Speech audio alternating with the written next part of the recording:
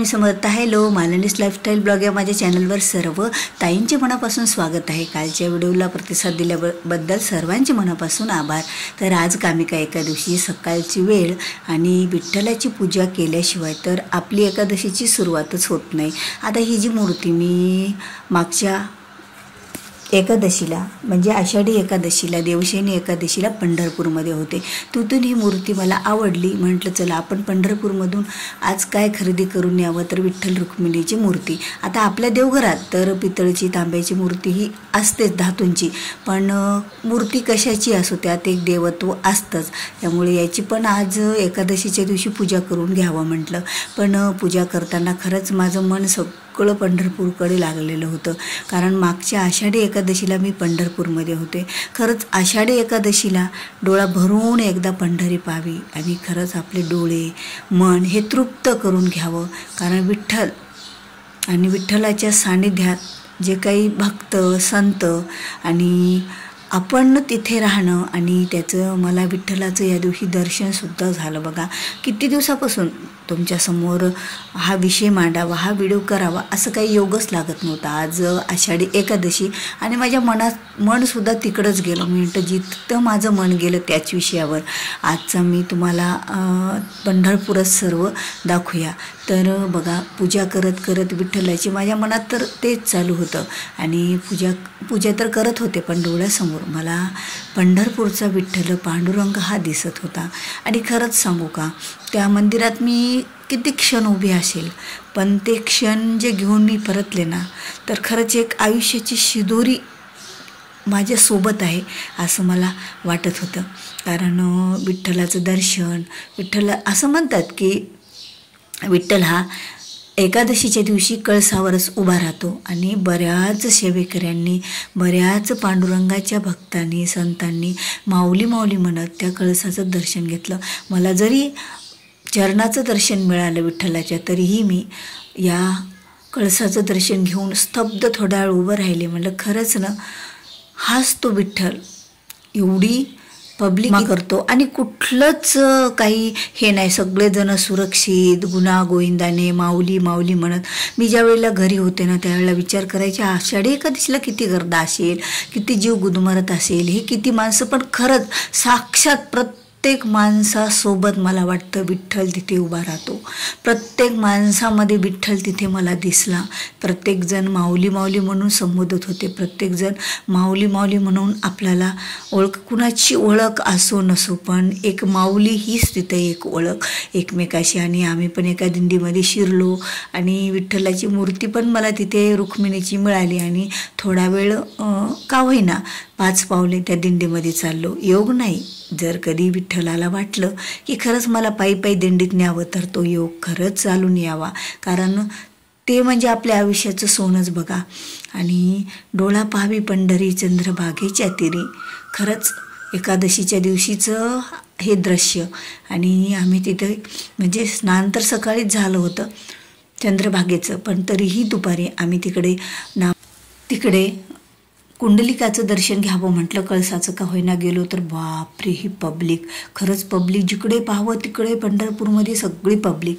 मग आम्हाला तिथून इस्कॉनमध्ये जायचं होतं. मग आम्ही नावामध्ये बसलो सगळ्याजणी आणि नावेमध्ये बसून इस्कॉनकडे निघालो. कारण म्हटलं चला आता इथे पण सुद्धा दर्शन घेऊया, कारण कृष्ण विठ्ठल तर एकच.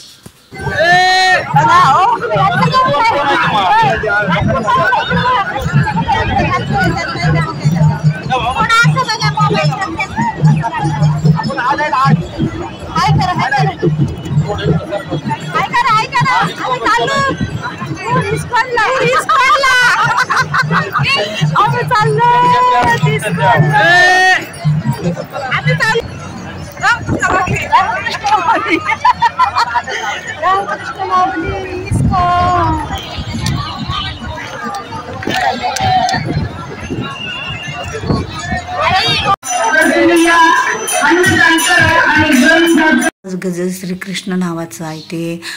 बऱ्याच आम्ही म्हणजे एन्जॉय केला. बरंच असं फुगड्या वगैरे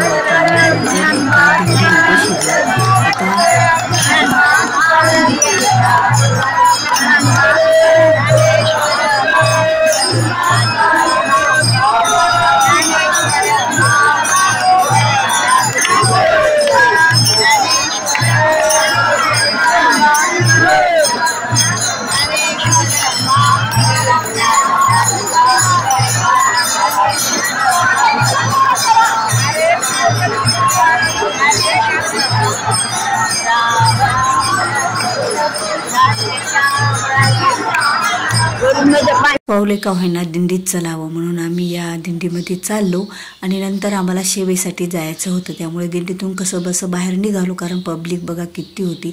यातून एकाएकानं कसं तरी बाहेर निघालो, कारण सेवासुद्धा महत्त्वाची होती आणि आज खूप पब्लिक होती.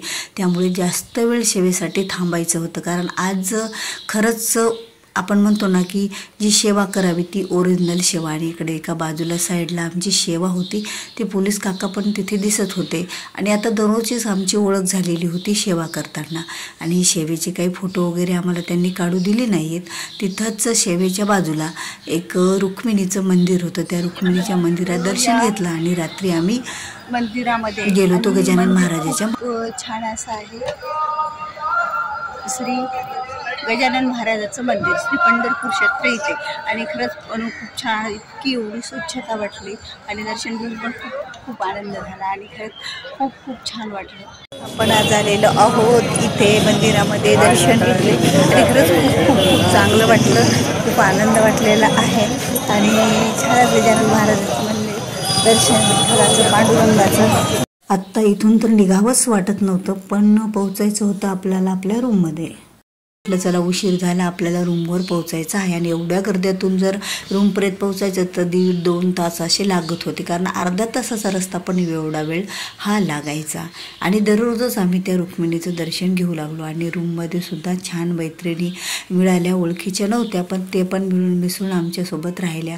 आणि आम्ही दोघींनी मंदिरात कळसाचं पण त्या दिवशी दर्शन घेतलं, मुखदर्शन घेतलं आणि पांडुरंगाच्या चरणाचं सुद्धा दर्शन तिथे आम्हाला झालं. आणि ही जी मूर्ती आहे राधाकृष्णाची ती तिथेच एक गजानन महाराजाच्या मठातली. आणि नंतर एका दिंडीचं पण दुसऱ्या दिवशी सकाळी दर्शन झालं, कारण आम्ही 7 दिवस होतो आणि 7 दिवसाचं पंढरपूर हे डोळ्यामध्ये साचवलं. आणि खरंच तिथली जी भक्ती, श्रद्धा. हरी जय जय राम कृष्ण हरी राम कृष्ण हरी जय जय कृष्ण हरी कृष्ण हरी जय जय राम कृष्ण हरी.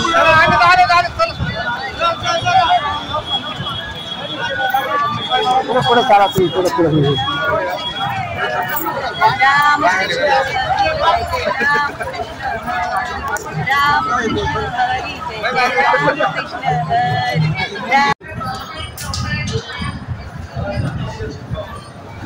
मिळण्याचा पण आनंद मिळाला, योग आला. काव्य आणि पार्थ आणि आदेश भाऊ हे पण आम्ही तिथे सेवा चालू होती तिथे आलेले होते. मग त्यांच्यासोबत सुद्धा आम्ही फोटो वगैरे काढले, कारण खरंच एवढी मोठी सेलिब्रिटी आणि विठ्ठलाच्या म्हणजे विठ्ठलापेक्षा तर मोठं कोणी नाही आहे, पण असं म्हणतात ना की ॲक्टर लोकांच्या मनामध्ये अशा ज्या भावना असतात त्या खरंच खूप चांगल्या वाटल्या. आदेश भाऊजी तर पूर्ण दिंडी पायी चलत आले होते असे ते सांगत होते. आणि काव्यासुद्धा आमच्यासोबत पार्थ आणि काव्याने फोटो काढले, खूप रमले आणि एवढं कॉमन माणसासारखे मोकळं आम्हाला बोलत होते का नाही. आणि हे सर्व डोळ्यात साचलं माझ्या. आणि पूजा तर आपल्या घरचीही सुरूच होते आज पांडुरंगाची. खरंच पांडुरंगा, आषाढी एकादशीला तू मला दर्शन म्हणजे दिलं तुमचं, मला मिळालं हे माझं भाग्यचं समजावं. कुठलं पुण्य मी केलं होतं मला माहीत नाही, पण तुमचं दर्शन घेऊन माझं मन तर खरंच इतकं तृप्त झालं ना, ती एक आयुष्याची शिदोरी माझ्या. हे बघा, कितीही कमावलं काही कमावलं तरी सगळं इथं सोडून जायचं आहे, पण देवाच्या सानिध्यात जे काही दिवस आपण घालतो, जी काही आनंद खरा मिळतो ते मला पांडुरंगाच्या चरणाचं दर्शन घेतल्याच्या नंतर कळालं.